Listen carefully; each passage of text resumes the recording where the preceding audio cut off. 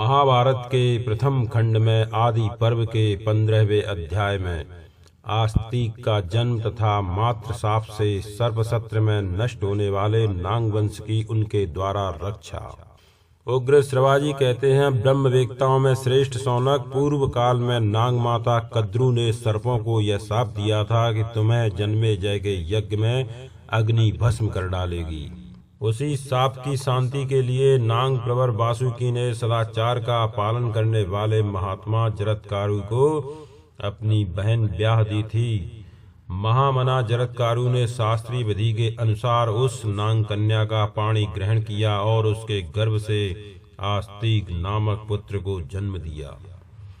आस्तिक वेद वेदांगों के पारंगत विद्वान, तपस्वी महात्मा, सब लोगों के प्रति समान भाव रखने वाले तथा पितृकुल और मातृकुल के भय को दूर करने वाले थे।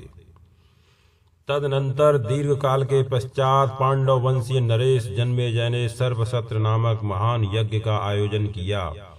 ऐसा सुनने में आता है, सर्पों के संहार के लिए आरंभ किए हुए उस सत्र में आकर महातपस्वी आस्तिक ने नागों को मौत से छुड़ाया। उन्होंने मामा तथा ममेरे भाइयों को एवं अन्यान्य संबंधों में आने वाले सब नागों को संकट मुक्त किया। इसी प्रकार तपस्या तथा संतानोत्पादन द्वारा उन्होंने पितरों का भी उद्धार किया। ब्राह्मण भांति भांति के व्रतों और स्वाध्यायों का अनुष्ठान करके वे सब प्रकार के ऋणों से उर्ण हो गए। अनेक प्रकार की दक्षिणा वाले यज्ञों का अनुष्ठान करके उन्होंने देवताओं, ब्रह्मचर्य व्रत के पालन से ऋषियों और संतान की उत्पत्ति द्वारा पितरों को तृप्त किया।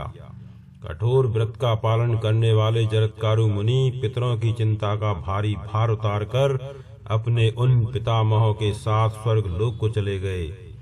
आस्तिक जैसे पुत्र तथा परम धर्म की प्राप्ति करके मुनिवर जरत्कारु ने दीर्घ काल के पश्चात स्वर्ग लोक की यात्रा की।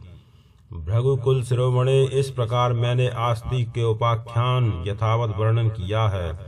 बताइए अब और क्या कहा जाए। इस प्रकार महाभारत आदि पर्व के अंतर्गत आस्तिक पर्व में सर्पों को मातृ शाप प्राप्त होने की प्रस्तावना से युक्त 15वां अध्याय संपूर्ण हुआ।